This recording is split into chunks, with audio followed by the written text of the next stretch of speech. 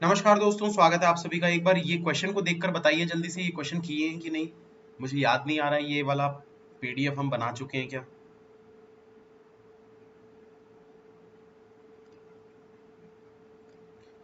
Kit Kat Perk Munch Milky Bar वाला।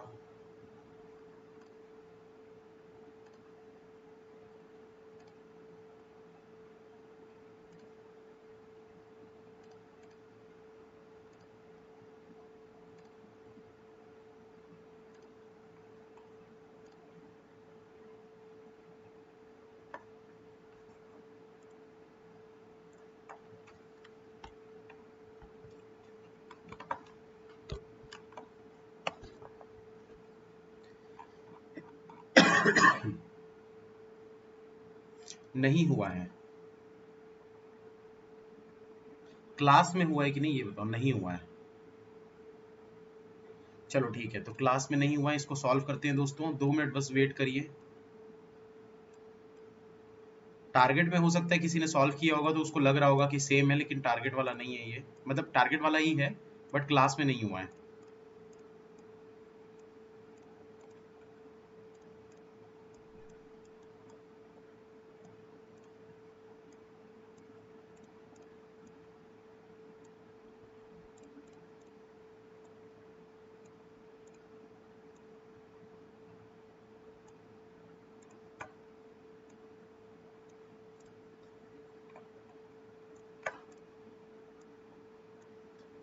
और दोस्तों मैंने 8 प्रैक्टिस सेट अपलोड कर दिए हैं, आप लोग उनको प्रैक्टिस कर लीजिएगा। आप लोगों को कोर्स के अंदर दिख जाएंगे, प्रैक्टिस पीडीएफ वाला जो फोल्डर है उसके अंदर आप लोगों को दिख जाएंगे।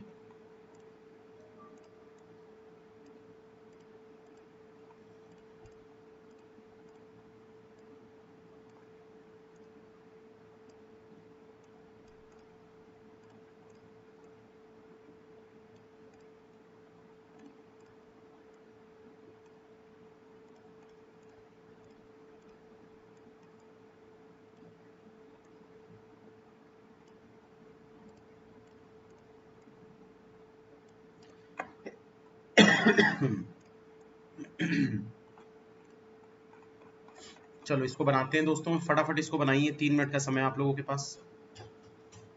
गुड मॉर्निंग सभी को। टारगेट आज मिल जाएगा आप लोगों को।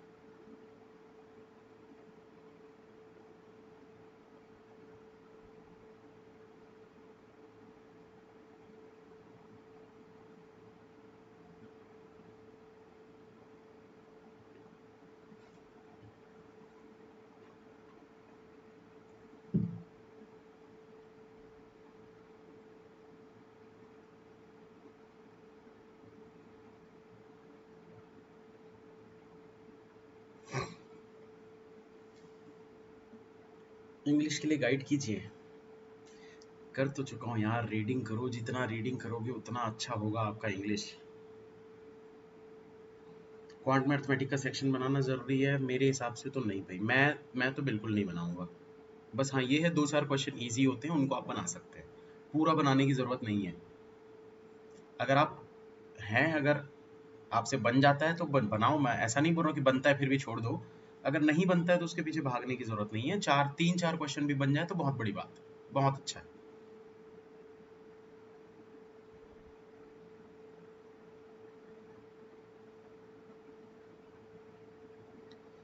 पुनीत बाबू सर, क्या आप मेरा रिप्लाई क्यों नहीं करते? क्या मैं आपका स्टूडेंट नहीं हूँ? अरे ऐसा नहीं है भाई। डेली वही वही चीज बोलनी पड़ जाती है मुझे।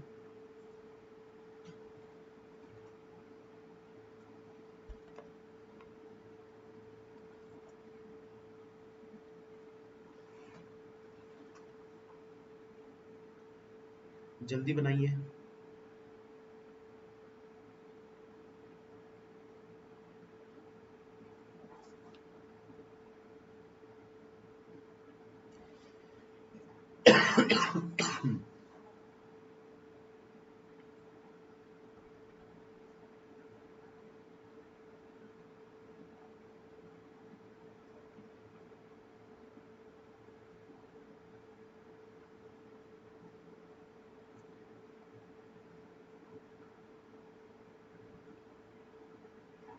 आशीष सर याद कर रहे थे आपको, किस लिए धनंजय?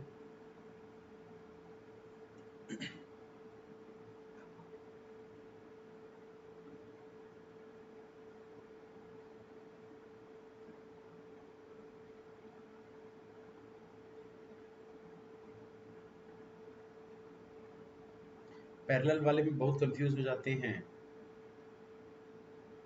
ठीक है, अभी देखते हैं।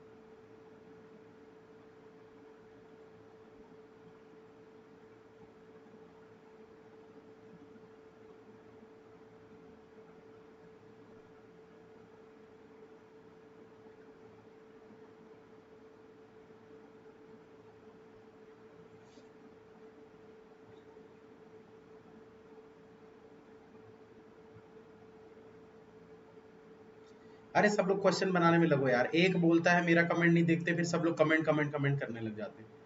पढ़ाई में ध्यान दो ना यार, क्वेश्चन बनाने पर ध्यान दो। फायदा इसी से मिलेगा, कमेंट वगैरह से फायदा नहीं मिलेगा। चलिए डन के मैसेज आ रहे हैं, स्टार्ट करते हैं।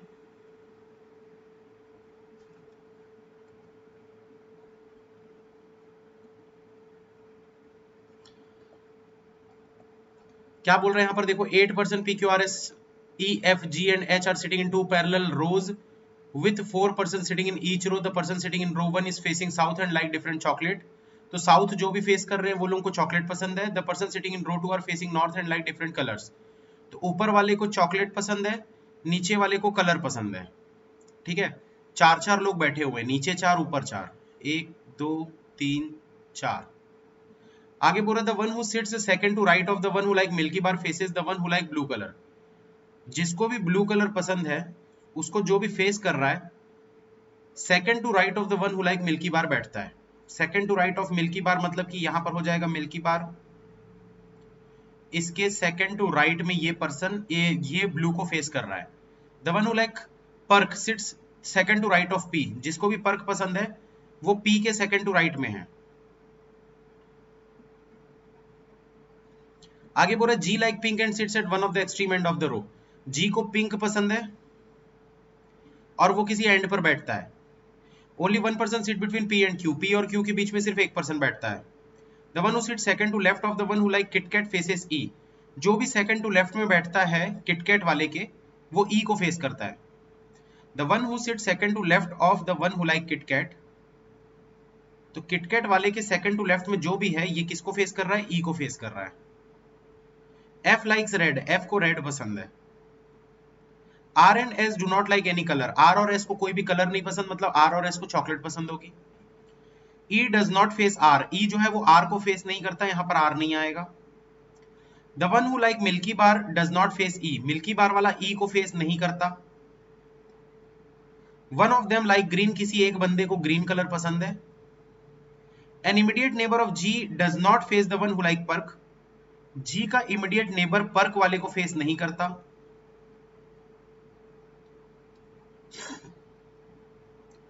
वन ऑफ देम लाइक मंच। किसी एक बंदे को मंच पसंद है। अब देखो इसको सॉल्व करते हैं। तो यहां पर क्या करना है दोस्तों, सबसे पहले तो ये मिल्की बार ब्लू वाले को लेते हैं। किसी भी एक जगह से आप स्टार्ट कर सकते हो। तो इस मिल्की बार और ब्लू को हम यहां पर ले लेते हैं। ये हो गया आपका मिल्की बार। इससे एक छोड़कर जो पर्सन है उसके सामने हो जाएगा यहां पर ब्लू। ठीक है, ये वाली कंडीशन हो गई हमारी। अब मिल्की बार के सामने ई यहां पर नहीं है, लेकिन किटकैट से एक छोड़कर जो पर्सन है उसके सामने ई होना चाहिए था। तो किटकैट को यहां नहीं रख सकते। यहां रखोगे तो किटकैट से एक पर्सन छोड़कर इसके सामने में ई आ जाएगा, जो कि पॉसिबल नहीं है। तो हम क्या कर सकते हैं, किटकैट को यहां पर ले सकते हैं। तो एक पर्सन छोड़कर जो पर्सन है उसके सामने में यहां पर ई आ जाएगा। ठीक है, इसके अलावा देखिए दोस्तों और कौन सी कंडीशन है। ये वाली कंडीशन तो हो गई। ई के सामने आर नहीं होना चाहिए, मतलब यहां पर आर नहीं आ सकता। इसके अलावा देखो और क्या है, पी से एक छोड़कर क्यू। पी से एक छोड़कर क्यू आपको लेना है, और पी से एक छोड़कर लेफ्ट की तरफ में पर्क है। तो अगर मैं पी को यहां पर लेता हूं तो एक छोड़कर यहां पर्क हो जाएगा। पी को यहां लेता हूं तो एक छोड़कर पर्क नहीं हो पाएगा, मतलब पी को यहीं पर लेना पड़ेगा ताकि एक छोड़कर पर्क हम यहां पर रख सकें। अब देखो पी से एक छोड़कर क्यू था तो ये क्यू हो जाएगा। और क्या बच गया हमारे पास, क्या बच गया, एफ को रेड कलर पसंद है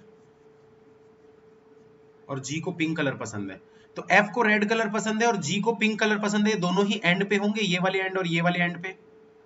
आपको बोल रहा है जी के नेबर वाला पर को फेस नहीं करता, मतलब जी को आप यहां पर नहीं रख सकते क्योंकि जी के नेबर वाला पर को फेस कर रहा है, तो यहां पर जी नहीं हो सकता, तो जी यहां पर आ जाएगा जिसको पिंक कलर पसंद है, यहां पर आ जाएगा एफ जिसको रेड कलर पसंद है। ठीक है, और क्या बच गया अब हमारे पास, देखो यहां पर ये कंडीशन भी हो गई। किसी एक बंदे को मंच पसंद है तो यहां पर हो जाएगा मंच, एक बंदे को ग्रीन पसंद है तो यहां पर हो जाएगा ग्रीन। आर और एस यहां पर होने वाले थे, आर और एस यहां पर होने वाले थे, कहां पर रखोगे भाई, नहीं बता सकते, कुछ बता सकते हैं क्या, आर और एस कहां पर रखोगे?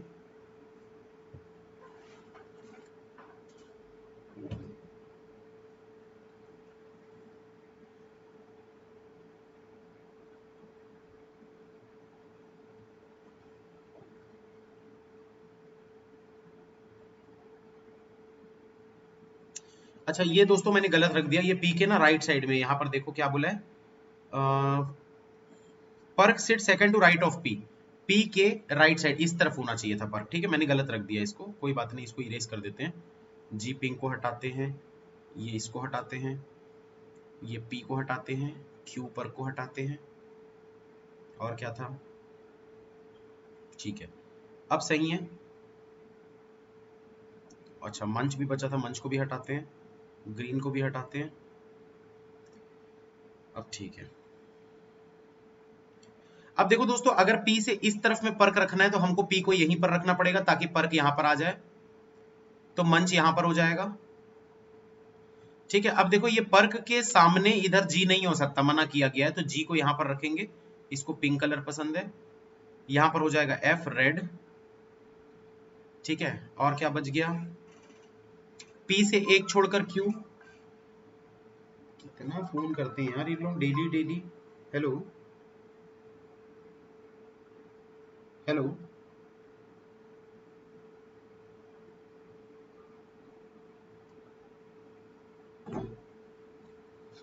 P से Q हो गया, क्या बच गया था, R और S, तो ये देखो R अगर यहां पर नहीं आ सकता तो R यहां पर आ जाएगा, S यहां पर आ जाएगा, ठीक है इसको हटा देते हैं। इस वाले में देखिए दोस्तों, तो क्या बच गया हमारे पास, क्या बचा है, एक H नाम बचा हुआ है, H को रख देंगे ब्लू पे, और एक कलर बच गया उस रेड ब्लू ग्रीन, ग्रीन बचा था उसको यहां पर रख देंगे। ये क्वेश्चन आपका सॉल्व हो चुका है, एक बार चेक करो सही है क्या, सिंपल था, मैंने ये वाली कंडीशन को गलत ले लिया था, P से इस तरफ पर्क होना चाहिए था।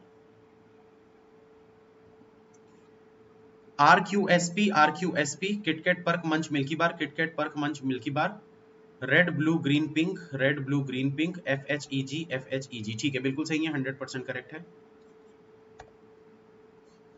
चलो इसका बताओ जल्दी से दोस्तों, ऑप्टिमाइज के बीच में कितने पेयर बन रहे हैं, ये इस टाइप के क्वेश्चन की डेली प्रैक्टिस करनी है आप लोगों को, मैंने पहले ही बोला हुआ है भाई, जो भी प्रैक्टिस नहीं कर रहे हैं कोई भी एक बड़ा सा वर्ड उठा लिया करो और प्रैक्टिस किया करो। एक नंबर का होता है क्वेश्चन, लेकिन ये एक नंबर हर कोई नहीं लेता है, बहुत लोग छोड़ देते हैं इसको।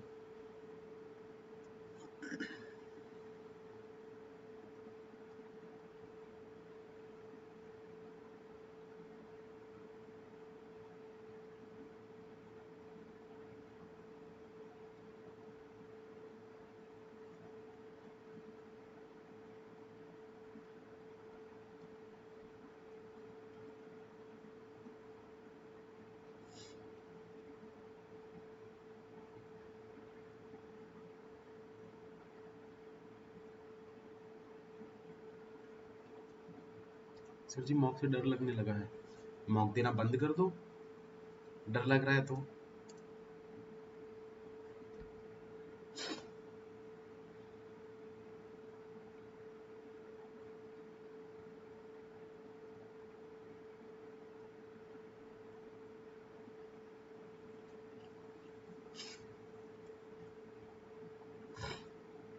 देखो O की प्लेस वैल्यू कितनी है 15, P की प्लेस वैल्यू कितनी है 16, T की प्लेस वैल्यू 20, 9, 13, 9, 26, 5।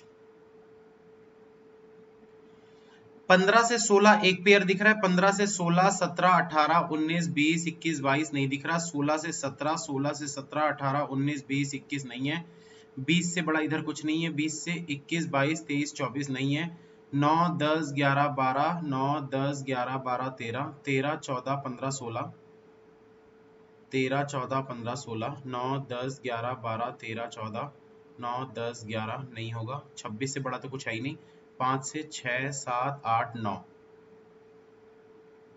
तो ये 3 पेयर बन रहे हैं दोस्तों, 3 पेयर बनेंगे। नेक्स्ट क्वेश्चन जल्दी बनाइए।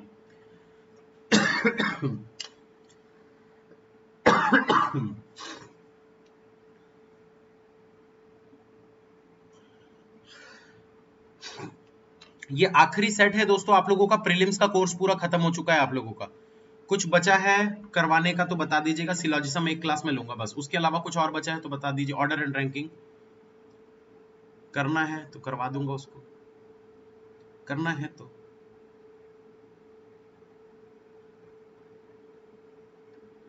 कल की क्लास में हम सिलॉजिज्म कर लेंगे। कल है 18 तारीख और 20 तारीख को हम कर लेंगे, नहीं 19 तारीख को कर लेंगे हम ऑर्डर एंड रैंकिंग, या कल ही कर लेंगे ऑर्डर एंड रैंकिंग। तो 19 और 20 को मैं अर्थमेटिक की 2 क्लास ले लूंगा जो बची हुई हैं।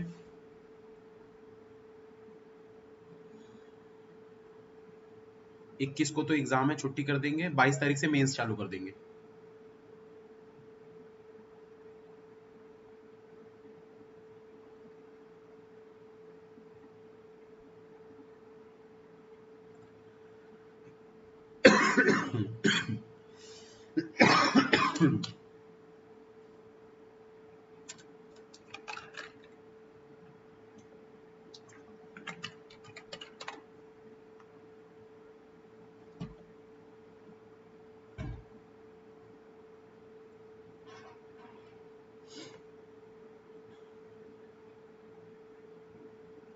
डिसीजन मेकिंग, अरे यार मेंस के टॉपिक बताते हो, मेंस के टॉपिक मेंस में होंगे ना यार, कैसे कर रहे हो। 20 को रिलैक्स रहने दो, 21 को पेपर है, सेल्फ स्टडी मत करना ना उस दिन, सेल्फ स्टडी मत करना 20 तारीख को।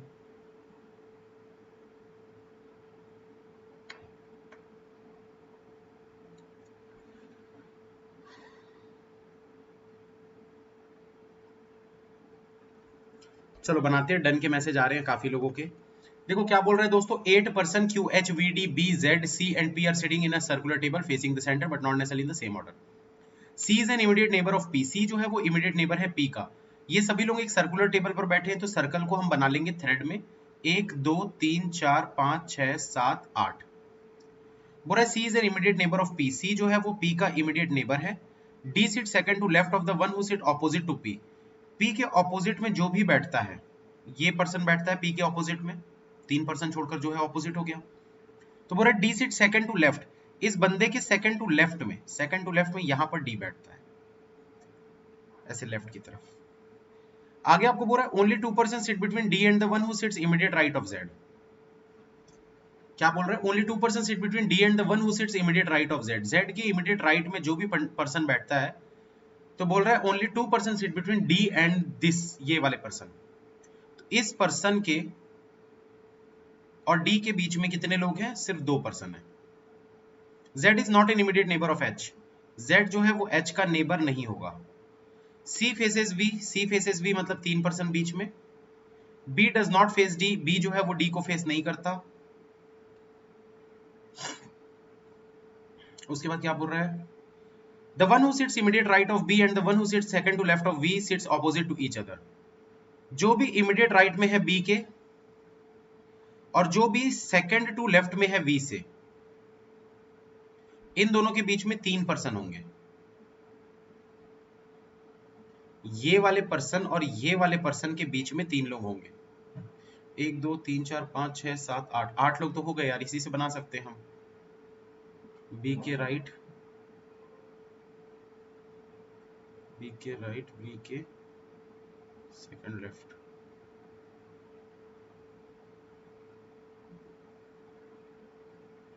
बी के राइट,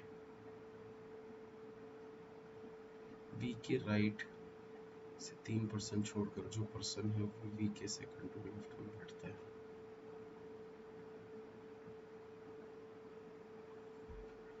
इसको देखेंगे तो 1 2 3 4 5, ठीक है। देखो दोस्तों, इसमें कहां से स्टार्ट कर सकते हैं, कहीं से भी आप कर सकते हो। तो जैसे सी और वी को अगर हम ले लें, तो सी और वी को लेंगे तो यहां पर सी रख देते हैं, 1 2 3 छोड़कर वी को यहां पर रख देते हैं। ऊपर की तरफ सबका डायरेक्शन हम मान के चल रहे हैं, ठीक है, कि ऊपर की तरफ सबका डायरेक्शन है।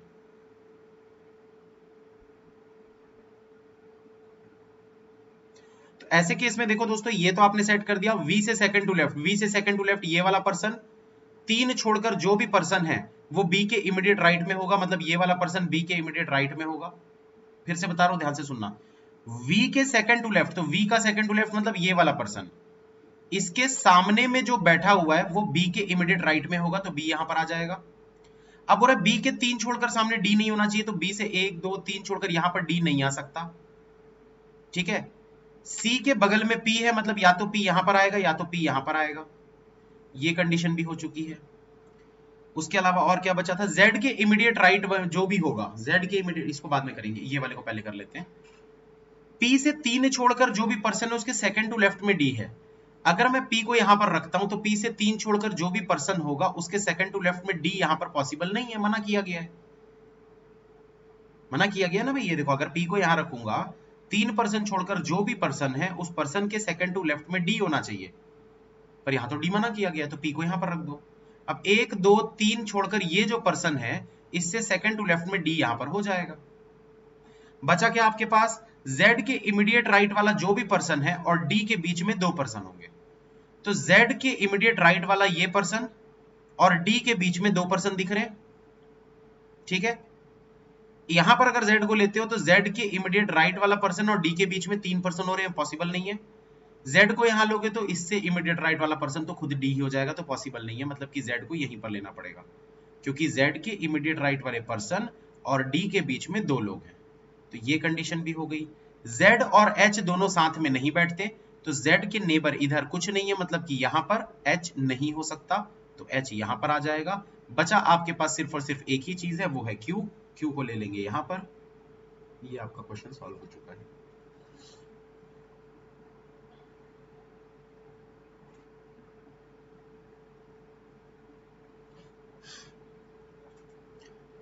कुछ लोग अलग अलग आंसर दे रहे हैं।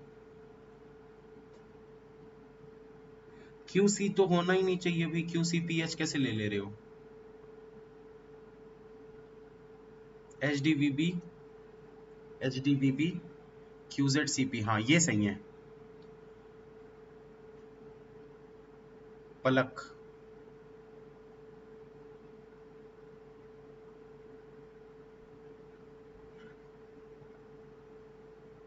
सही है ना। बहुत लोगों ने गलत कर दिया होगा, थोड़ा सा कंफ्यूजिंग स्टेटमेंट थी, इस वजह से गलत कर दिए होंगे। एग्जाम में आ सकता है दोस्तों इस टाइप का क्वेश्चन जिसमें कंफ्यूजिंग स्टेटमेंट्स दिए हो, तो थोड़ा आराम से करिएगा, ठीक है, हड़बड़ाना नहीं है इसमें। एक बार चेक कर लेते हैं, ZCPH DVBQ, ZCPH DVBQ, ये देखो ZCPH DVBQ बिल्कुल सही है।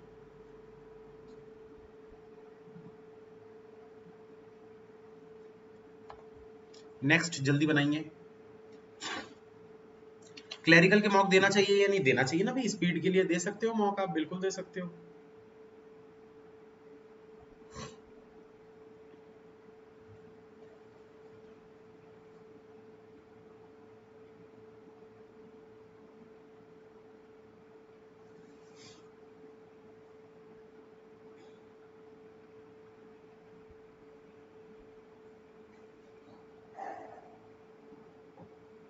हाँ सिंबल लेकर कर सकते हो, पर जरूरत नहीं थी उसकी सिंबल लेने की, क्योंकि सर्कुलर है तो ज्यादा टेंशन ही नहीं है, सब कुछ तो जुड़ा हुआ है, राइट में लो लेफ्ट में लो, क्या फर्क पड़ता है।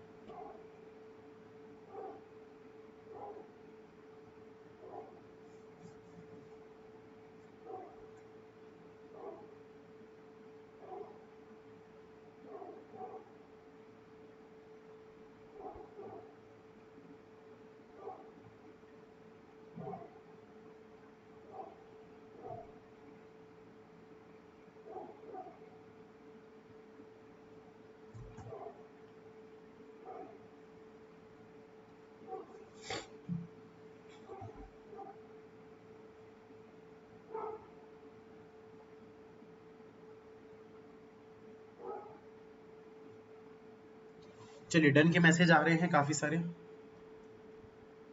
फर्स्ट एक्यूरेसी देखिए, अटेम्प्ट, पहले एक्यूरेसी पर ध्यान देना चाहिए, बाद में अटेम्प्ट बढ़ाने चाहिए। अटेम्प्ट बढ़ाने की कोशिश करोगे तो एक्यूरेसी कभी मेंटेन नहीं हो पाएगी, पर एक्यूरेसी मेंटेन करते हुए चलोगे तो अटेम्प्ट धीरे धीरे बढ़ जाएंगे।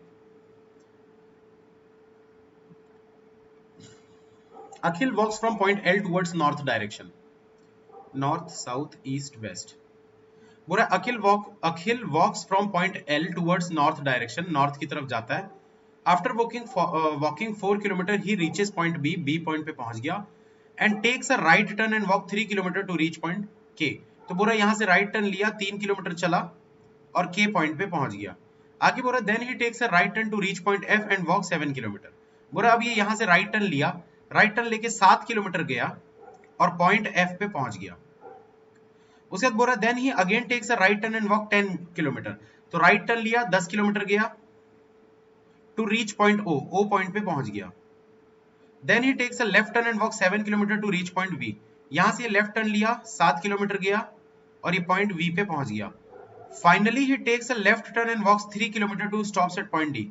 अब यहां से फिर से ये लेफ्ट टर्न लिया, 3 किलोमीटर गया, ठीक है, 3 किलोमीटर गया और फाइनली ये डी पॉइंट पे पहुंच गया। तो ये आपका कुछ इस प्रकार से बनेगा। शैगी को चुप कराओ। अरे कैसे कराएं चुप यार, वो नहीं होता चुप। तो ये बिल्कुल इस प्रकार से बनेगा। अच्छा अगर मैं आपसे पूछूं एल और डी क्या आमने सामने होंगे? एल और डी क्या आमने सामने होंगे?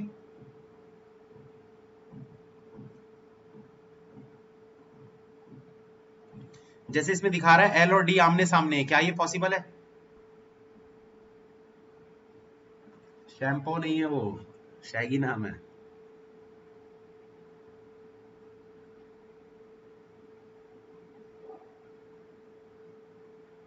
अब वीक में कितने मॉक देने चाहिए? अल्टरनेट डेज पे, हर एक दिन छोड़कर एक मॉक देना है।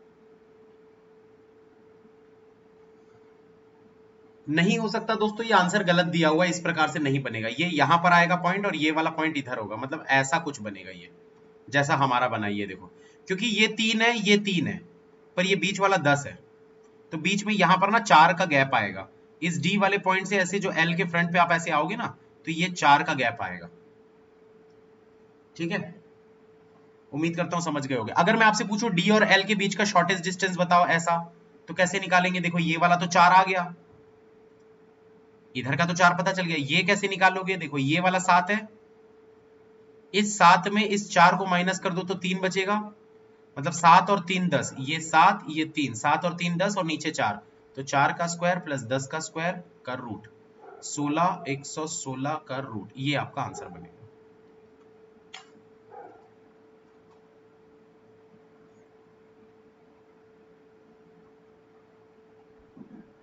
समझ में आया? चलो इसको बनाओ जल्दी से, 3 मिनट का समय। मेरे हिसाब से कितने अटेम्प्ट होना चाहिए सभी सब्जेक्ट में? देखो मेरे अकॉर्डिंग अगर मैं पेपर देने जाऊंगा तो मेरे अकॉर्डिंग अगर मैंने इंग्लिश में 15 अटेम्प्ट किए हैं,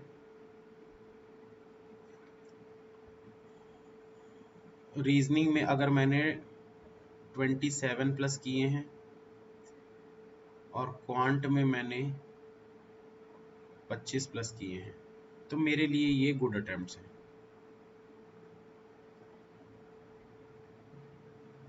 जनरल कैटेगरी के हिसाब से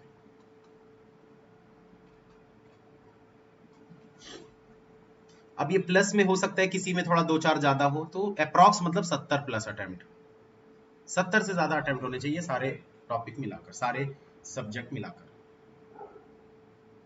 मेरा एग्जाम 21 तारीख को सुबह 10:30 बजे का शिफ्ट है।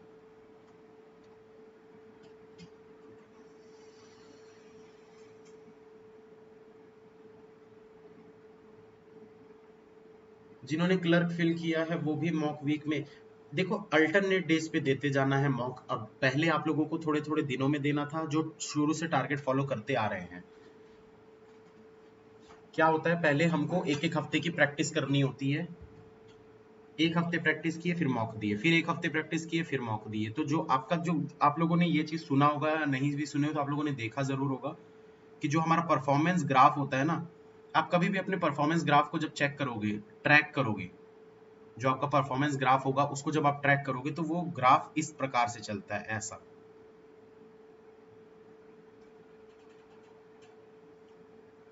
शुरुआत में धीरे धीरे धीरे धीरे मार्क्स बढ़ते हैं, लेकिन फिर जब बढ़ने लगते हैं तो वो बहुत ही तेजी से बढ़ते हैं। इसलिए शुरुआत में आपको 7-7 दिन में मैंने मॉक देने बोले थे पहले, फिर मैंने 4-4 दिन में मॉक देने बोले, और उसके बाद अब मैं हर 2 दिन में मॉक देने बोला। हर 2 दिन मतलब अल्टरनेट डेज, एक दिन छोड़े अगले दिन मॉक, एक दिन छोड़े अगले दिन मॉक। डेली मॉक तो देना ही नहीं है, कभी भी नहीं देना है। इन केस अगर 10 दिन में एग्जाम होने वाला है तब आप दे सकते हो। अगर आपने बहुत सारे मॉक नहीं दिए हैं, बचे हुए हैं, तो भले दे सकते हो, लेकिन जरूरी नहीं है। बच जाएंगे मॉक तो बाद में काम आ जाएंगे।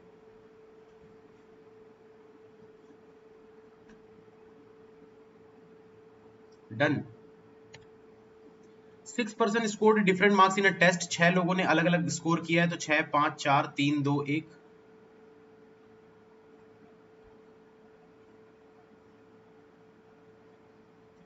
उसमें आपको क्या बोल रहे हैं? V scored more than G and N, but none of them have highest और लोएस्ट मार्क्स। बोल रहे हैं V scored more than G और एन, जी और एन से ज्यादा इसने स्कोर किया है, but none of them have highest और लोएस्ट मार्क्स। लेकिन वी जी एन, यहां पर वी नहीं हो सकता और यहां पर जी और एन नहीं हो सकते। Q scored more than G and A, Q जो है वो जी और ए से ज्यादा मार्क्स लेकर आता है। N scored more marks than only one, N जो है वो सिर्फ और सिर्फ एक बंदे से ज्यादा मार्क्स लेकर आता है। विच इज नॉट जी और ए, जो कि जी और ए नहीं है, मतलब यहां पर ए जी एन तीनों ही नहीं हो सकते। Number of person between N and V is equal to number of person between D and ji.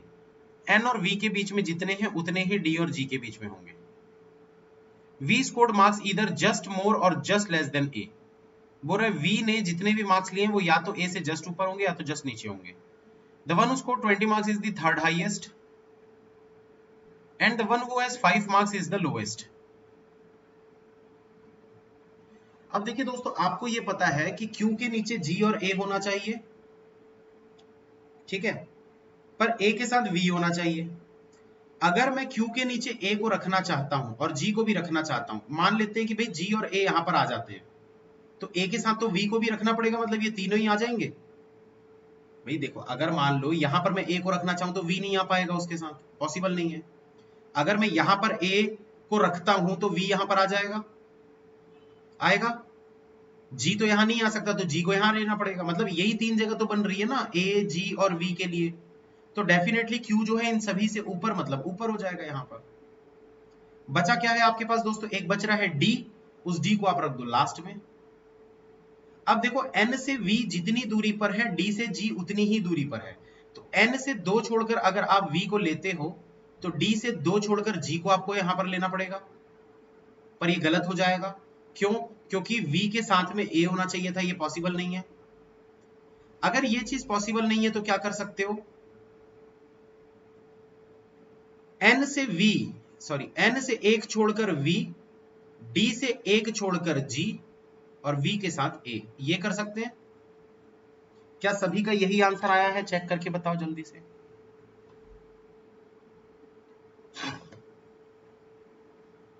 D से 1 छोड़कर जी, एन से 1 छोड़कर वी, वी के ऊपर ए।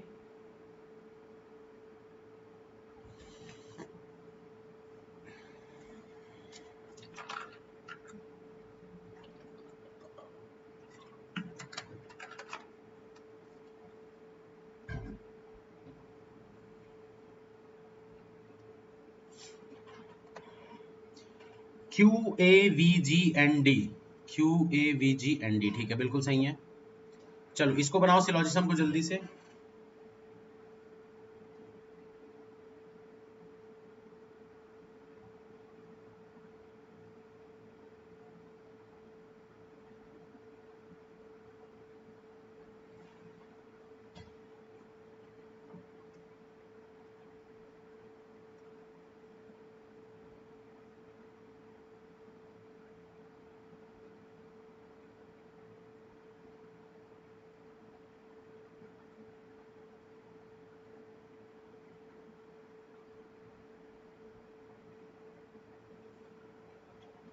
सलूजा जी, ऐसे सोचना नहीं चाहिए ज्यादा, बिंदास होकर बनाओ, आराम से पेपर दो, इतना हड़बड़ी मचाने की जरूरत नहीं है।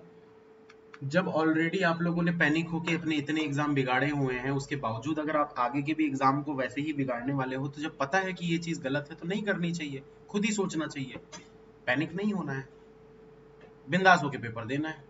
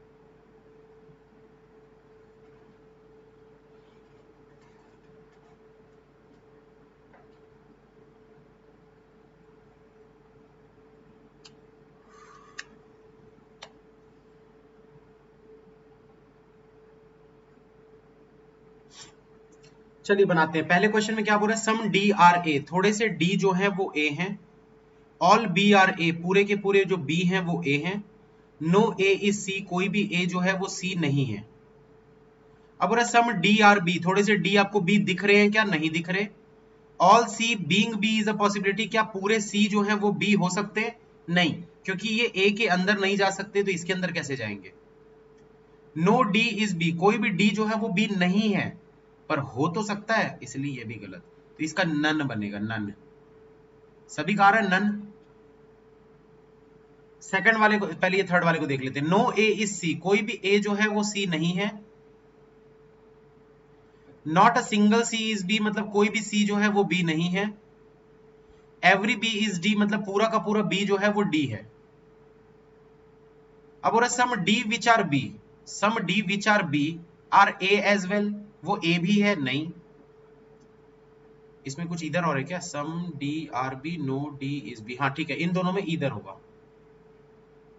इन दोनों में इधर होगा, some D are B no D is B, ठीक है, पहले और तीसरे में इधर और लगेगा।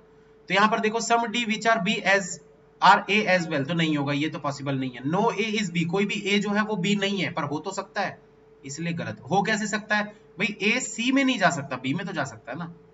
सम डी आर नॉट सी, बोल रहा है थोड़े से डी जो है वो सी नहीं है, तो भाई बिल्कुल ये इतने सारे डी में ये वाला जो पोर्शन है डी का वो सी नहीं होगा, ट्रू, ओनली 3, ठीक है। ये आखिरी वाले को देख लेते हैं। नो बी इज सी, कोई भी बी जो है वो सी नहीं है। Not a single C is D, एक भी सी जो है वो डी नहीं है। एवरी डी इज ए, पूरे डी जो है वो ए है। Some A which are D as well are B as well, यार ये तो सेम ही है यार। नो बी इज डी, कोई भी बी जो है वो डी नहीं है पर हो तो सकता है। सम ए आर नॉट सी, थोड़े से ए जो है वो सी नहीं है। ये तो सेम है दोस्तों, बस इसमें ना नाम चेंज कर दिया गया है। ये वाला और ये वाला बिल्कुल सेम है, सिर्फ उसमें ए की जगह पे बी कर दिया है और बी की जगह पे डी कर दिया है और डी की जगह पे ए कर दिया, बाकी पूरा सेम है। आप देख सकते हो ये वाला डायग्राम सेम है और ये भी पूरा सेम है, तो ये और ये पूरा सेम है, इसलिए इसमें भी ओनली 3 ही बनेगा आंसर, ठीक है। अब ये लास्ट सेकंड वाला जो बच गया इसको बना लेते हैं। A few C are not A, a few C are not A का मतलब क्या होगा, ये सी है, इसका थोड़ा सा पोर्शन जो है वो ए नहीं है। पर इसका एक और डायग्राम बनता है जो कि बनाना नहीं होता लेकिन चेक करना होता है। एक डायग्राम ऐसा भी बनता है कि ये सी है, इसका ये थोड़ा सा पोर्शन ए नहीं है, ये ऐसा भी बनता है, ठीक है ना। तो इसको बनाना नहीं है, इसको चेक करना है। अब क्या बोल रहा है, ऑल ए आर बी, पूरे पूरे ए जो है ये बी है। नो बी इज डी, कोई भी बी जो है वो डी नहीं है। नो डी इज ए, कोई भी डी ए नहीं है, true. No C is D, कोई भी सी जो है वो डी नहीं है, गलत। सम ए आर नॉट सी, थोड़े से ए जो है वो सी नहीं है, गलत। ओनली 1 इसका आंसर बनेगा।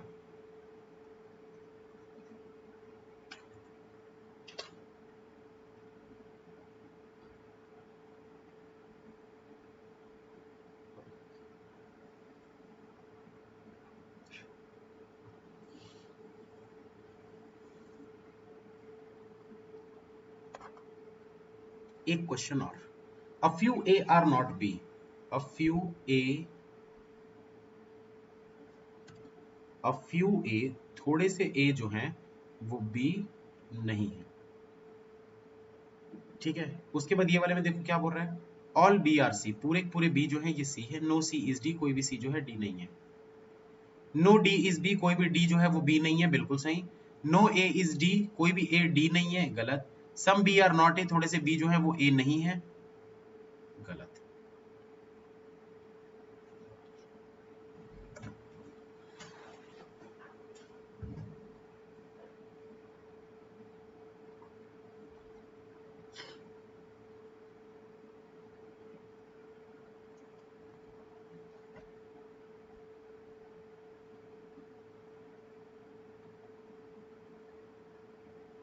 सही है। कुछ लोगों को इसमें डाउट हो रहा होगा, sir some B are not A, ये क्यों गलत हो रहा है? डाउट आ रहा है ना थोड़ा सा, sir some B are not A गलत क्यों हो रहा है? तो भैया मैंने आपको बताया था ना अभी पिछले वाले क्वेश्चन में, a few A are not B के 2 डायग्राम होते हैं। मतलब ये ए है, इसके थोड़ा सा पोर्शन बी नहीं है। बनाते हम ऐसा है, ये देखो यहां पर भी मैंने ऐसे ही बनाया है, लेकिन चेक करते समय आपको ये वाला भी चेक करना है कि ये पूरा ए है और इसका थोड़ा सा पोर्शन बी नहीं है। तो अगर बोल रहा है some B are not A, थोड़े से बी ए नहीं है बोल रहा है, यहां पर some B are not A मतलब थोड़े से बी ए नहीं है बोल रहा है, पर आपको तो पूरे के पूरे बी जो है वो ए के अंदर दिख रहे हैं, तो गलत हो गया ना यार ये। तो चेक करते समय इसको चेक करते हैं, याद रखना भाई, ये गलती नहीं करना। क्वेश्चन 1 को फिर से बोल रहे हो यार, क्वेश्चन 1 में क्या दिक्कत है? सम डी आर ए, थोड़े से डी जो है वो ए है, ऑल बी आर ए, पूरे के पूरे बी जो है वो ए है, नो ए इज सी, कोई भी ए जो है वो सी नहीं है। सम डी आर बी, बोल रहा है थोड़े से डी जो है वो बी है, दिख रहा है क्या आपको? नहीं दिख रहा, तो गलत हो गया। All C being B is a possibility, जब सी इस पूरे सर्कल में नहीं जा सकता तो बी में भी नहीं जाएगा, तो all C being B is a possibility, गलत हो गया। नो डी इज बी, बोल रहा है कोई भी डी जो है वो बी नहीं है, पर अगर आप इस डी को ऐसा बड़ा सर्कल ऐसा बना दोगे तो हो जाएगा ना, मतलब ये भी गलत है। तो ये भी गलत, ये भी गलत। Some D are B, no D is a B, complementary pair है, तो इन दोनों में ईदर और।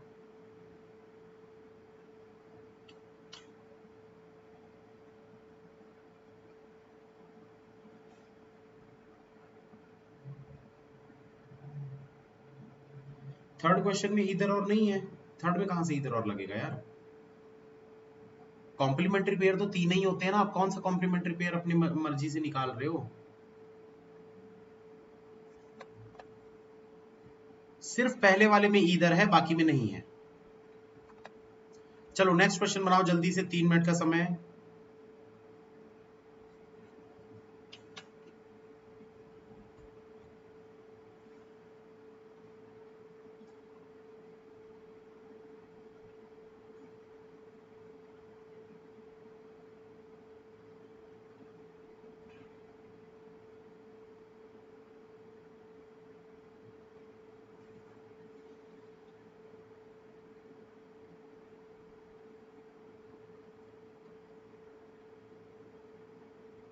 नहीं आया ही नहीं नीलेश।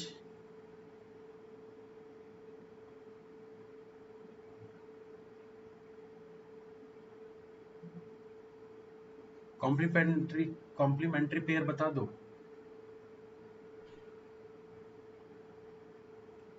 यार, मैंने एक उसका इमेज दिया था ना, वो इमेज मेरे पास अब है नहीं वो।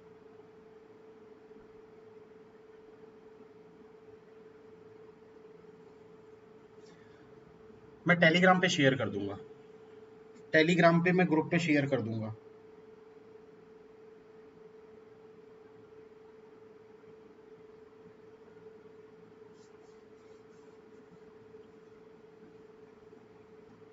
आदर्श नहीं होगा ना भाई इधर और, बार बार वही चीज बोलते हो, नहीं होगा इधर और, पहले में ही है सिर्फ इधर और। देखो इधर और के कुछ केसेस होते हैं, एक केस होता है some A are B,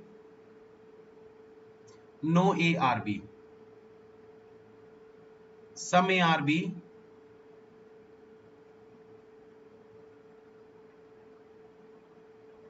some A are not B. एक और होता है, एक और होता है, याद नहीं आ रहा है, स्पेशल 26 में है, देखें।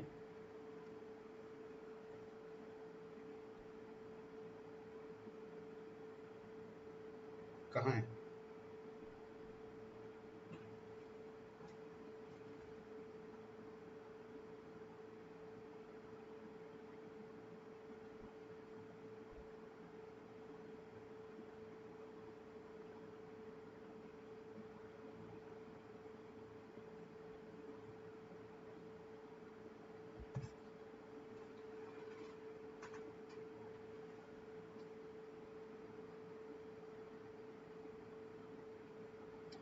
सम अटेम्प्ट करने की क्या स्ट्रेटेजी होनी चाहिए? ऑल और सम नॉट, बिल्कुल नहीं, ऑल और सम नॉट।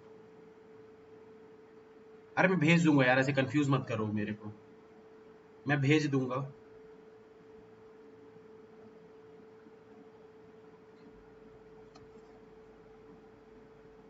हाँ, ऑल प्लस सम नॉट का क्या होता है बता रहा हूँ।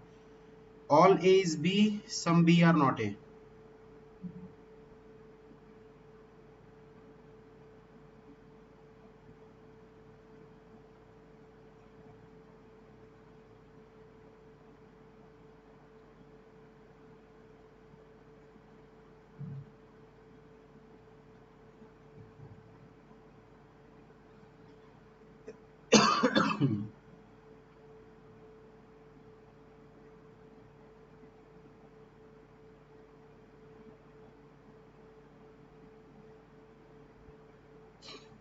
एक टेबल है दोस्तों, वो टेबल मैं आप लोगों को ना स्क्रीनशॉट में शेयर कर रहा हूँ। टेलीग्राम चैनल किसने किसने ज्वाइन नहीं किया है भाई, ज्वाइन कर लीजिएगा।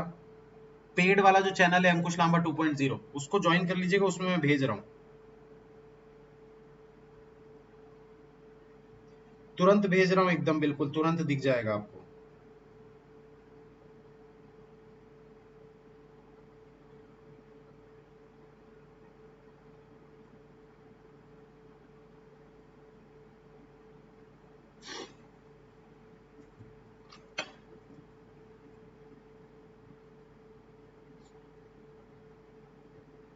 चलो डन के मैसेज आ रहे हैं, स्टार्ट करते हैं दोस्तों। क्या बोल रहा है? 8 person S K Q T R X N and H are sitting in a square table in such a way that 4 persons sit at the corner and rest of the persons sit in the middle of the each of the side. Some of them are facing the center while others are facing outside. तो square में बैठे हैं, कुछ लोग अंदर देख रहे हैं, कुछ लोग बाहर देख रहे हैं, मतलब 8 लोग हैं, तो 8 लोगों का थ्रेड बना लेते हैं। 1 2 3 4 5 6 7 8। ठीक है, आगे बोल रहा है not more than 2 person are sitting together facing the same direction. दो लोग से ज्यादा सेम डायरेक्शन वाले नहीं होने चाहिए। All the information is not necessarily in the same order. Both S and R sits third to left of each other. S और R दोनों एक दूसरे के थर्ड टू लेफ्ट में बैठे हुए हैं। ठीक है, एस और आर दोनों एक दूसरे के थर्ड टू लेफ्ट में बैठे हुए हैं, मतलब कि अगर मान लो मैं एक बंदे को यहां पर लेता हूं तो इसका पहला दूसरा तीसरा ये लेफ्ट हो जाएगा, और इसको अगर मैं नीचे की तरफ लूंगा तो इसका पहला दूसरा तीसरा ये हो जाएगा। तो हम बोल सकते हैं एस और आर में से कोई एक यहाँ है, एस और आर में से कोई एक यहाँ है, बोल सकते हैं। इसके थर्ड टू लेफ्ट, इसके थर्ड टू लेफ्ट। आगे क्या बोल रहा है? Immediate neighbours of H are facing same direction. H के इमीडिएट नेबर जो है ये सेम डायरेक्शन फेस करते हैं। X sits adjacent to Q. X जो है वो क्यू के एडजेसेंट बैठा हुआ है। H sits immediate left of S. H जो है वो एस के इमीडिएट लेफ्ट में बैठा हुआ है। Q sits adjacent to neither R nor S. R और एस के नेबर में क्यू नहीं बैठा। आगे बोलता है X faces same direction as H. X और एच का सेम डायरेक्शन है। N sit second to right of X. N जो है वो एक्स के सेकंड टू राइट में बैठता है। T does not face the same direction as Q. T और क्यू ऑपोजिट डायरेक्शन फेस करते हैं। Q who is facing inside. Q जो कि इनसाइड फेस करता है। Q sits at the corner of the table. Q जो है वो कॉर्नर पर बैठता है। K sits immediate left of the one who sits opposite to H. K sits immediate left of the one who sits opposite to H. के उस बंदे के इमीडिएट लेफ्ट में बैठता है जो बंदा एच के ऑपोजिट है, मतलब एच से 3% छोड़कर जो भी बंदा है उसके इमीडिएट लेफ्ट में के बैठा हुआ है। 2 person sit between X and T. X और टी के बीच में दो लोग बैठे हुए हैं। R does not sit at the corner of the table, मतलब आर जो है वो कॉर्नर पे नहीं होगा। कहां से स्टार्ट करेंगे? देखो क्यू से स्टार्ट करते हैं। क्यू से स्टार्ट करते हैं। अगर दोस्तों क्यू को हम एस के लेफ्ट में एच, एच से भी कर सकते हैं, वैसे तो डायरेक्शन नहीं पता ना,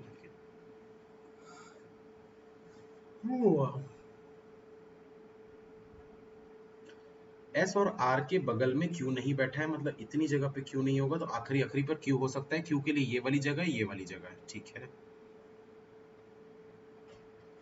क्यू के बगल में एक्स है,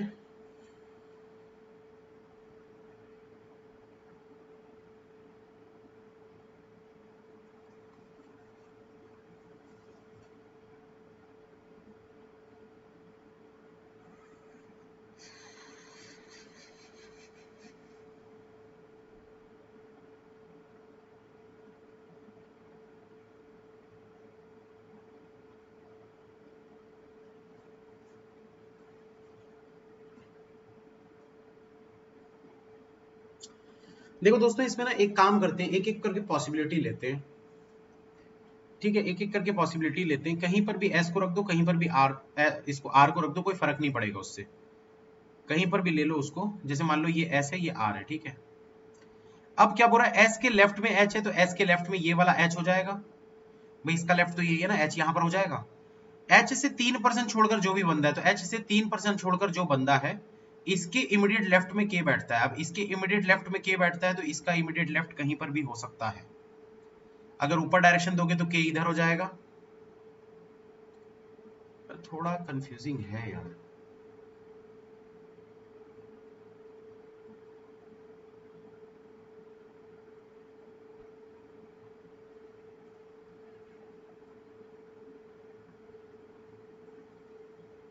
एच से 3 छोड़कर जो पर्सन है, उसके इमीडिएट लेफ्ट में के। चलो पॉसिबिलिटी लेके देखते हैं। एस के इमीडिएट लेफ्ट में जो बंदा है, 3 छोड़कर यहां पर इस वाले के लेफ्ट में के होना चाहिए। मान लेते हैं कि ऊपर की तरफ देख रहा है, तो के यहां पर हो जाएगा।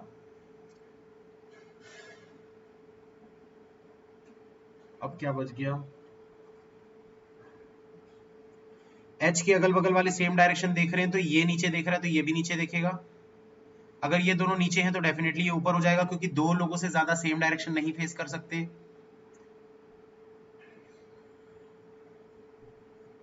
क्यू के बगल में एक्स होना चाहिए। अगर क्यू को यहां लेते हो तो एक्स यहां हो जाएगा, तो एक्स से एक छोड़कर आप टी नहीं ले पाओगे इधर भी। हाँ, ये देखो, अगर दोस्तों आप क्यू को यहां पर लेते हो ना, तो एक्स को यहां पर लेना पड़ेगा, क्योंकि क्यू और एक्स एक दूसरे के नेबर है। तो अगर x यहां होगा, तो x से एक छोड़कर n यहां भी नहीं हो सकता, और x से एक छोड़कर n यहां पर भी नहीं हो सकता। मतलब q को यहीं लेना पड़ेगा आपको। ठीक है, अब q को अगर यहां पर लोगे, तो x अगर यहां लेते हो, तो एक छोड़कर n यहां नहीं हो सकता, एक छोड़कर n यहां पर हो जाएगा। x को यहां लोगे तो n यहां हो जाएगा। ठीक है, x और n के लिए हमको जगह पता चल गई। x इधर होगा तो n इधर होगा, x इधर होगा तो n उधर हो जाएगा। मतलब कि ये दोनों तो फिक्स है। बचा क्या हमारे पास, अब देखो भाई, s k q t r x n h, x k q t, t बचा था, t को यहां पर रख देते हैं। x से 2 छोड़कर t आपको दिख रहा है, बिल्कुल दिख रहा है, ये देखो, x से 2 छोड़कर t। तो हमको पता है x से राइट की तरफ में n लेना है। तो x से राइट की तरफ में n लेना है अगर, तो डायरेक्शन पहले देखना पड़ेगा। h और x का सेम डायरेक्शन है। h अगर ऊपर देख रहा है, तो x भी ऊपर की तरफ फेस करेगा,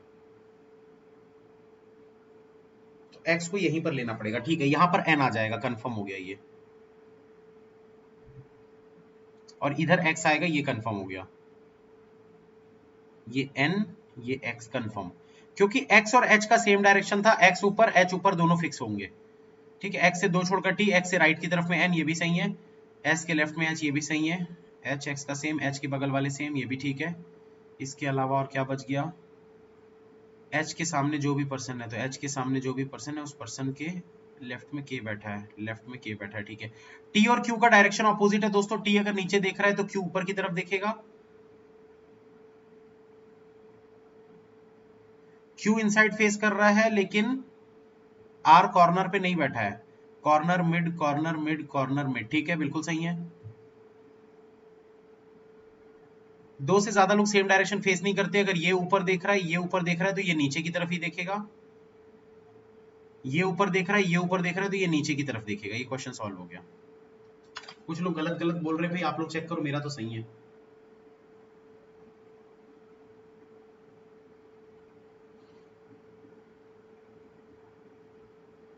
जल्दी चेक करके बताओ।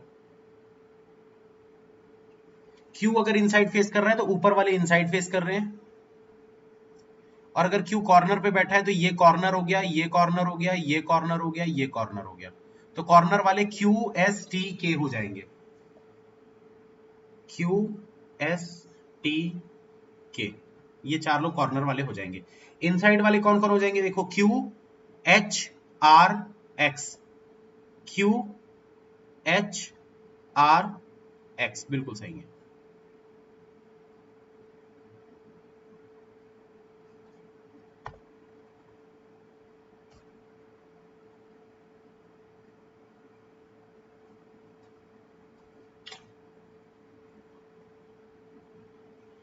दो चार क्वेश्चन ही बचे हैं, जल्दी जल्दी बनाइए, खत्म करेंगे फिर।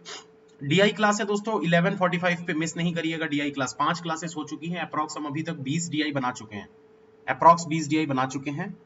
आज कल वाला जो एक बहुत बढ़िया वाला था स्पून मग वाला, वो वाला क्वेश्चन आज हम करने वाले हैं, तो मिस नहीं करिएगा।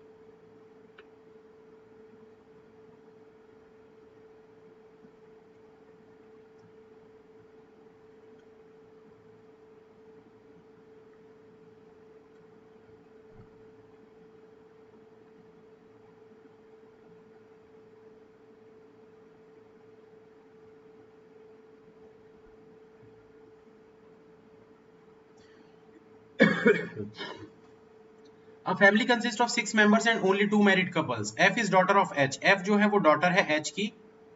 C is the only son of H. C is the only son of H. N is the father of C's nephew. C के nephew मतलब इसका बेटा बोल सकते हैं, तो N उसका फादर हो जाएगा. C की बहन का बेटा मतलब नेफ्यू हो गया, तो उसके फादर N हो जाएंगे. N has no sibling, N का कोई सिबलिंग नहीं है. P is the grandfather of L. P जो है वो L के ग्रैंडफादर है, तो L को यहां पर रखो, इसकी मम्मी के फादर मतलब यहां पर बना देंगे P, ये ग्रैंडफादर है, तो ये ग्रैंड मदर हो जाएंगे. हो गया solve. HP NFC L, HP NFC L, बिल्कुल सही. लास्ट क्वेश्चन आज की क्लास का, और बहुत शानदार पजल है ये. यार ऐसे क्वेश्चन यूट्यूब पे क्यों नहीं आते? यूट्यूब में सब लोग बोलते हैं सर हलवा हलवा करवाते हो करके.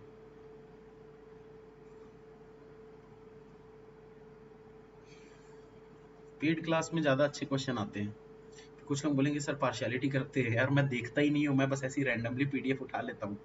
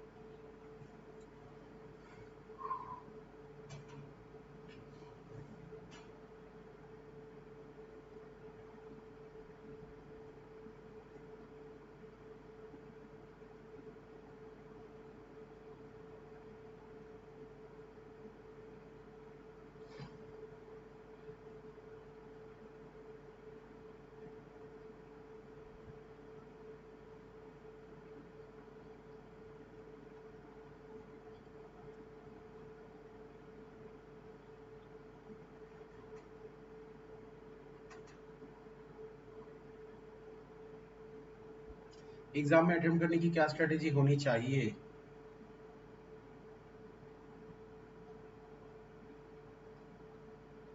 क्या स्ट्रेटेजी मतलब उसमें कोई स्ट्रेटेजी नहीं होती भाई, जो आ रहा है उसको बनाते जाओ, जो नहीं आ रहा है उसको छोड़ते जाओ.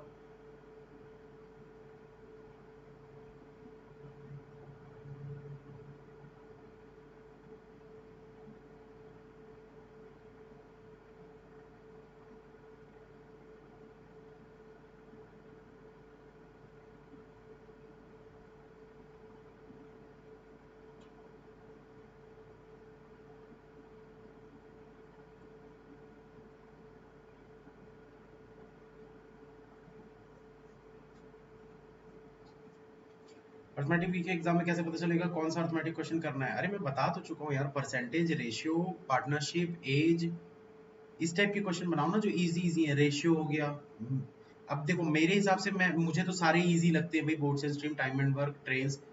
आपको जो जो टॉपिक आते हैं, जो 4 टॉपिक जो आपको आने ही चाहिए वो है परसेंटेज रेशियो, एज और पार्टनरशिप। ये 4 तो आने ही चाहिए, प्रॉफिट एंड लॉस। उसके बाद और ज्यादा पढ़ोगे तो simple interest, compound interest, boards and stream, time and work, trains, pipes and system, probability.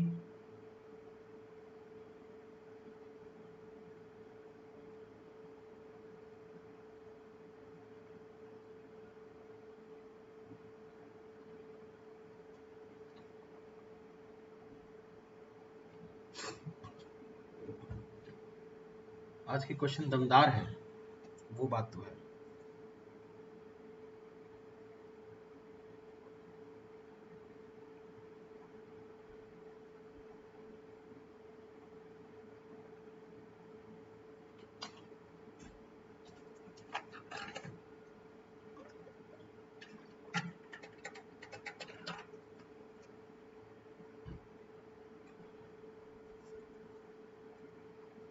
चलो स्टार्ट करूँ क्या? मैं टाइमर देख के अपना कंडीशन लिखूंगा। कंडीशन में एक्सप्लेन नहीं करूंगा, मैं सिर्फ लिखूंगा। सलूजा जी बोल रही हैं इतनी जल्दी कैसे करते हो, अभी तक तो कंडीशन नोट नहीं हुआ। आप सलूजा जी आप सिर्फ देखते जाइएगा कि मैं कैसे कंडीशन नोट कर रहा हूँ, ठीक है? उस स्पीड से आप भी करने की कोशिश करिएगा, बिल्कुल होगा। और दूसरी बात ये कि मैं जितनी भी टाइम में करूंगा उससे 15 से 20 सेकंड कम कर लेना, क्योंकि मैं पेन टैप के थ्रू कर रहा हूँ, इसमें टाइम लगता है, ठीक है? आप पेन कॉपी पेन से करोगे उसमें ज्यादा तेजी से होता है, इसमें थोड़ा सा समय लगता है। तो टाइमर मैं इधर से देख के स्टार्ट करूंगा।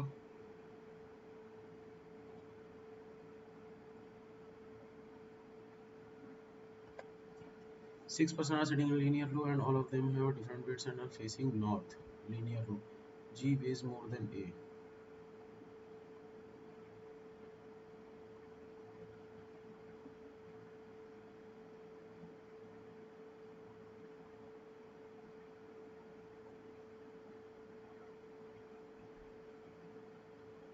The difference between weight of W and G is equal to difference between the weight of W and A.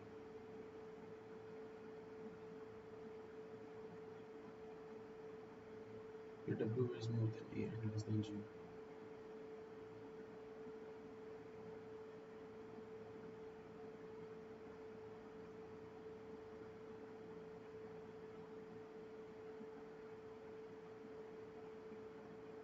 The difference between the weights of S and D is 20.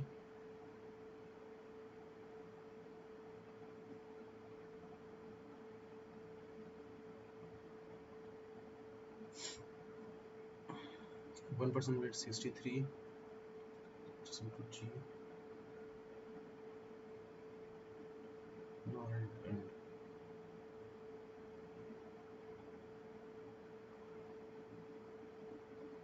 sits adjacent to G, nor sits extreme left end. Nor sits at extreme left end.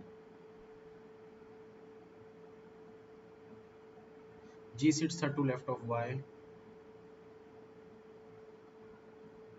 who has least weight, and one of them is at the extreme end.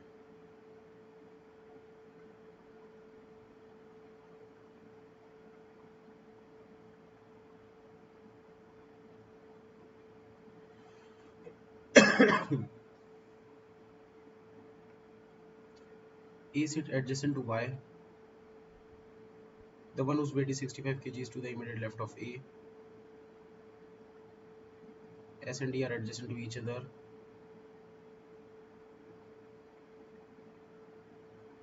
W and S are not at the any extreme end.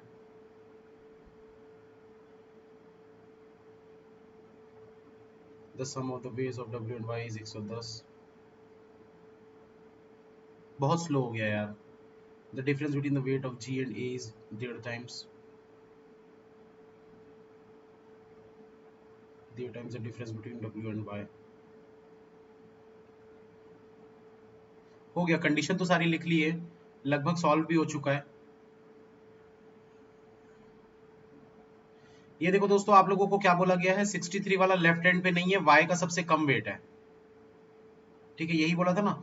यहाँ पर देखो, G sits third to left of Y who has the least weight and one of them sit at the extreme end.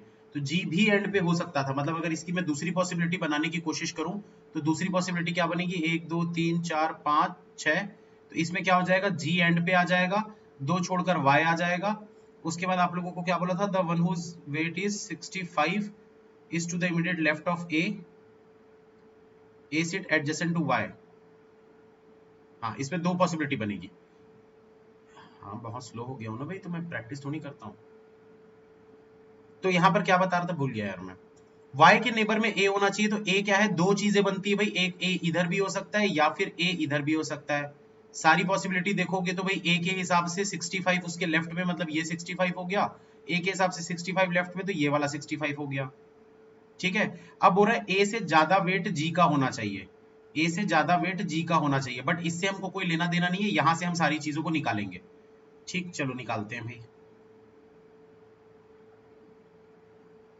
Approx 1.5 minute लगा था I think लिखने में। ठीक है, तो अब देखो दोस्तों, यहां पर अगर हम सारी चीजों को देखते हैं तो इनमें से कोई एक एंड पे था ना, मैंने y पे एंड लिख दिया, पर कोई एक एंड पे था, इसको हटा देते हैं। 63 जो है वो लेफ्ट एंड पे नहीं होना चाहिए, 63 जो है वो लेफ्ट एंड पे नहीं होना चाहिए और g के नेबर में नहीं होना चाहिए। 63 वाला लेफ्ट एंड पे नहीं होना चाहिए और g के नेबर में नहीं होना चाहिए। ठीक है, तो अगर 63 वाला g पर नहीं होना, मतलब g के नेबर में नहीं होगा और लेफ्ट एंड पे नहीं होगा, तो 63 वाला कहां पर हो सकता है?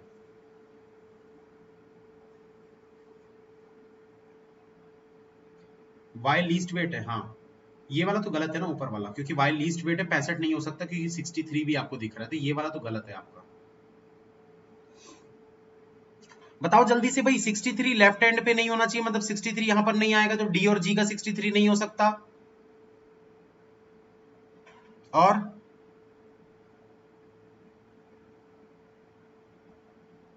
एस और डी का वेट 20 का डिफरेंस दिख रहा है, डब्ल्यू का वेट ए से ज्यादा है, जी का वेट डब्ल्यू से ज्यादा है, तो हम इसको ऐसा बोल सकते हैं जी डब्ल्यू ए। डब्ल्यू का वेट ए से ज्यादा है और जी का वेट डब्ल्यू से ज्यादा है, और दोनों का जो डिफरेंस होगा डब्ल्यू और ए का और जी और डब्ल्यू का वो सेम है, मतलब ये दोनों वैल्यू सेम होगी।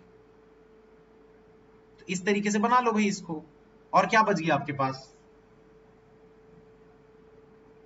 जी और ए का जो भी वेट होगा वो डब्ल्यू और वाई के वेट से 1.5 गुना है। यार पर वेट तो दिया नहीं है, वेट तो देना चाहिए ना।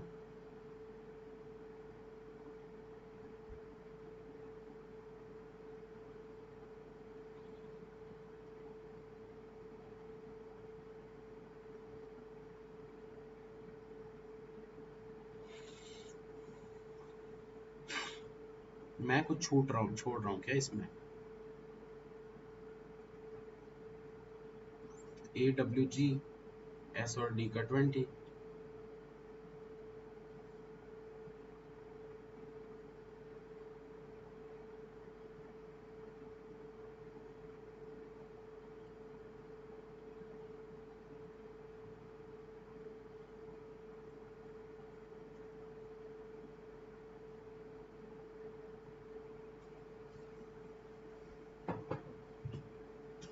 चलो ये वाले में पहले पूरा लिख लेते हैं। तो यहाँ पर क्या क्या हो गया था दोस्तों, ए के लेफ्ट में 65 था, उसके बाद क्या बोला गया था, W and S R not at the extreme and, W और एस एंड पे नहीं है, मतलब कि एंड पे हो जाएगा डी। ठीक है, डब्ल्यू और एस यहाँ पर हो जाएंगे। उसके बाद आपको क्या बोला गया था, S and D are adjacent to each other, तो एस और डी एडजेसेंट हैं एक दूसरे के।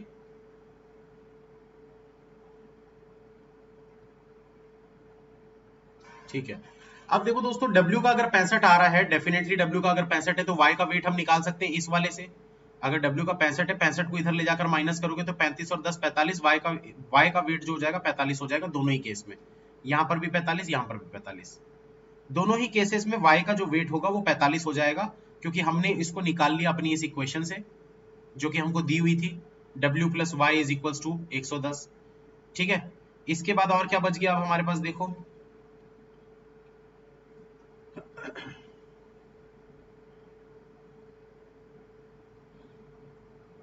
W का वेट अगर 65 है और Y का वेट अगर 45 है, तो हम बोल सकते हैं कि ये 20 इनका दोनों का डिफरेंस आ रहा है, तो 20 का 1.5 गुना मतलब 30 होता है। हम बोल सकते हैं G और A का बीच का डिफरेंस जो होगा वो 30 होगा। अगर G और A के बीच का डिफरेंस जो है वो 30 है, G और A के बीच का डिफरेंस जो है वो 30 है,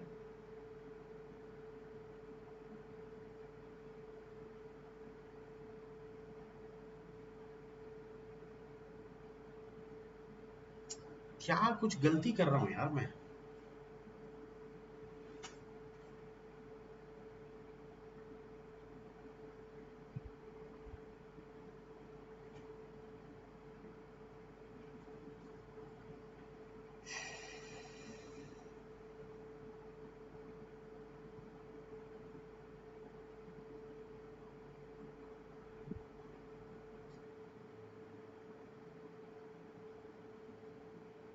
मुझे समझ नहीं आ रहा क्या क्या गलती कर रहा हूँ मैं।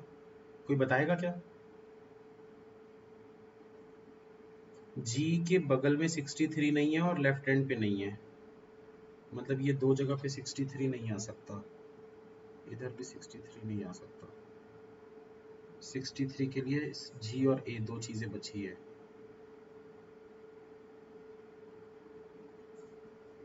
हाँ अब समझ में आया, ठीक है नंबर से देखेंगे। ये देखो दोस्तों, आपको जब पता है कि जी जो है उसके नेबर में 63 नहीं हो सकता, तो इस जी के नेबर में 63 यहां नहीं आ सकता, यहां नहीं आ सकता। इन दोनों जगह पे अगर 63 नहीं आ सकता तो 63 के लिए सिर्फ और सिर्फ आपके पास ये दो जगह बचती है।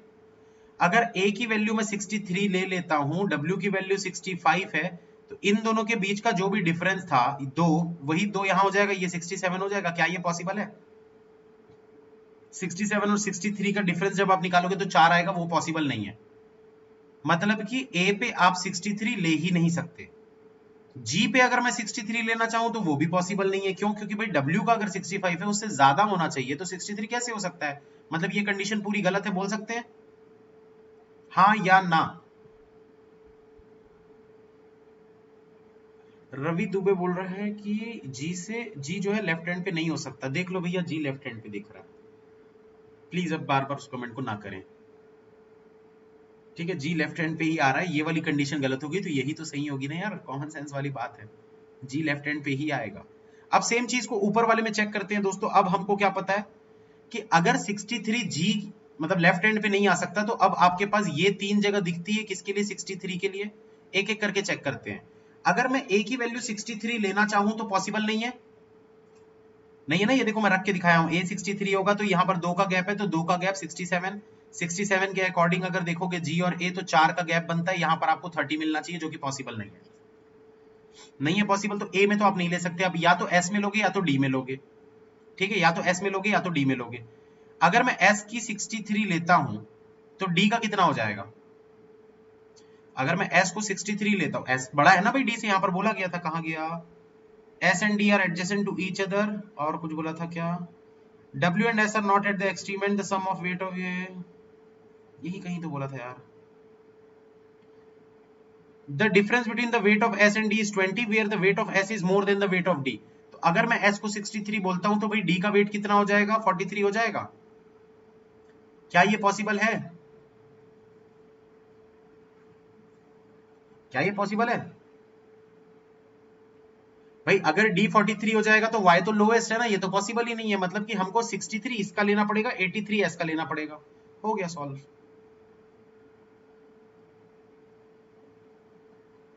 S का अगर हम लेते हैं 83, D का लेते हैं 63, तो दोनों के बीच का डिफरेंस आता है 20।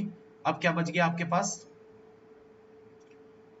A का और G का निकालना है, ठीक है? S और D का।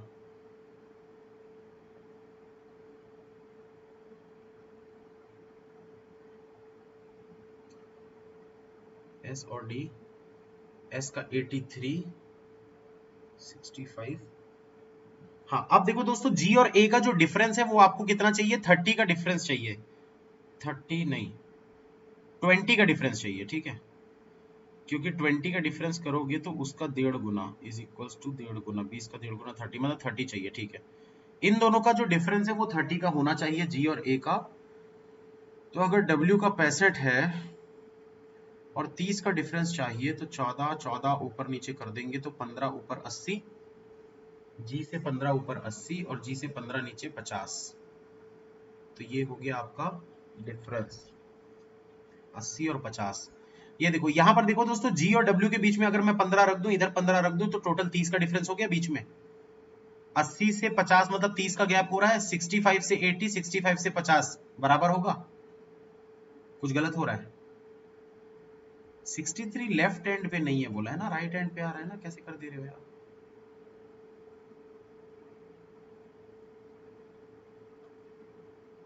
ए को क्यों 63 लेंगे? ए 63 लोगे तो नहीं होगा। कंफ्यूज करते हो यार बहुत ज्यादा।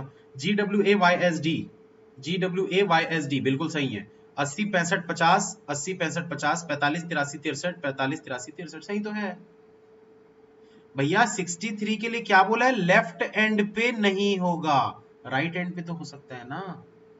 पढ़ो ना, यहां पर लिखा हुआ था लेफ्ट एंड पे नहीं है। 63 kg who neither sits adjacent to G nor sits at extreme left end। Left and में नहीं है ना भैया, राइट एंड में तो हो सकता है ना। सही है बिल्कुल। थोड़ा ट्रिकी क्वेश्चन था, अच्छा क्वेश्चन था, एसबीआई पीओ लेवल तो बोल सकते हैं इसको। पर ऐसा क्वेश्चन आएगा तो फिर क्वेश्चंस बहुत हलवा होंगे कि W और A के वेट का डिफरेंस कितना है, Y और D के वेट का सम बता दो, Y और W के बीच में कितने लोग बैठे हुए हैं, D से ज्यादा वेट वाले कितने लोग हैं, D से कम वेट वाले कितने लोग हैं। इस प्रकार से बहुत इजी इजी क्वेश्चन पूछेगा, क्योंकि अगर ये क्वेश्चन हार्ड है, मतलब पजल हार्ड है, तो क्वेश्चंस उसके इजी होंगे, और अगर क्वेश्चंस हार्ड हैं, पजल इजी है तो क्वेश्चंस हार्ड होंगे। ठीक है, चलो खत्म करते हैं, आज की सभा समाप्त करते हैं। रीजनिंग प्री का कोर्स आपका खत्म हो चुका है। एक सिलॉजिज्म और एक ऑर्डर एंड रैंकिंग, बस ये 2 क्लासेस में और लूंगा इसमें। फिर प्रीलिम्स आप लोगों का खत्म। 21 तारीख आप लोगों का होगा पेपर। जिनका 27 को है तब तक वेट नहीं करेंगे, क्योंकि मेंस की तैयारी हमको चालू कर देनी है। तो पहला जो भी स्लॉट होने वाला है वो 20 और 21 तारीख को है, तो 21 तारीख के बाद मेंस की तैयारी चालू हो जाएगी। ठीक है, तो मेंस की क्लासेस अटेंड करते रहना, क्योंकि प्रीलिम्स निकल जाएगा तो मेंस करने के लिए समय नहीं बचेगा आपके पास। तो प्रीलिम्स से लेकर 21 तारीख से लेकर कम से कम आप मान के चलिए कि दिसंबर आखिरी वीक में आप लोगों का होगा मेंस का पेपर। तो तब तक आप लोगों की तैयारी अच्छी खासी हो जाएगी मेंस में। तो मेंस की क्लासेस अटेंड जरूर करिएगा 21 तारीख से, 21 नहीं 22 तारीख से। 22 23 24 25 26 और 27 को मेरी क्लास नहीं होगी। 25 26 27 तारीख को मेरी क्लास नहीं होगी। 27 को तो पेपर है, 26 27 को पेपर है शायद, आई थिंक। 21 तारीख को पेपर है, उस दिन भी क्लास नहीं होगी। 27 को पेपर है, उस दिन नहीं होगी। और ये 2 दिन मेरी बहन की शादी है, एक कजिन है उसकी शादी है, तो मुझे जाना है उधर। चिंटू भैया जानते होगे आप लोग, व्लॉग वाले चिंटू भैया, उनकी बहन की शादी है। तो 2 दिन के लिए मैं उड़ीसा जा रहा हूँ। उड़ीसा वाले स्टूडेंट से मिलने का अगर मौका मिलेगा तो बिल्कुल मैं समय बताऊंगा, मिलिएगा।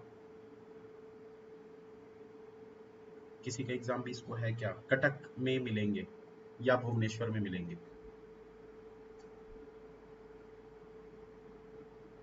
सत्ताईस को है, चलो बढ़िया।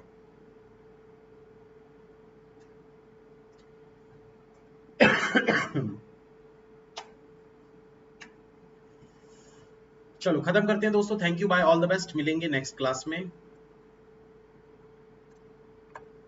11:45 DI क्लास। मैंने दोस्तों 8 PDF डाल दिए ना, PDF आप लोग देख लीजिएगा। इसी कोर्स को आप लोग ओपन करोगे तो कोर्स ओपन करने के बाद आप लोगों को जाना है प्रैक्टिस PDF में। जैसे ये प्रैक्टिस सेट्स वाले फोल्डर में आपको ये वाली क्लासेस दिख रही है, तो प्रैक्टिस PDF के फोल्डर में जाओगे तो 8 PDF मैंने अपलोड किए। जो टारगेट बैच वाले उनको तो ऑलरेडी मिल चुका है वहां पर, तो आपको इधर ओपन करने की जरूरत नहीं है। ये सिर्फ और सिर्फ उनके लिए जो टारगेट बैच में नहीं है। ठीक है, चलिए, thank you, bye, all the best.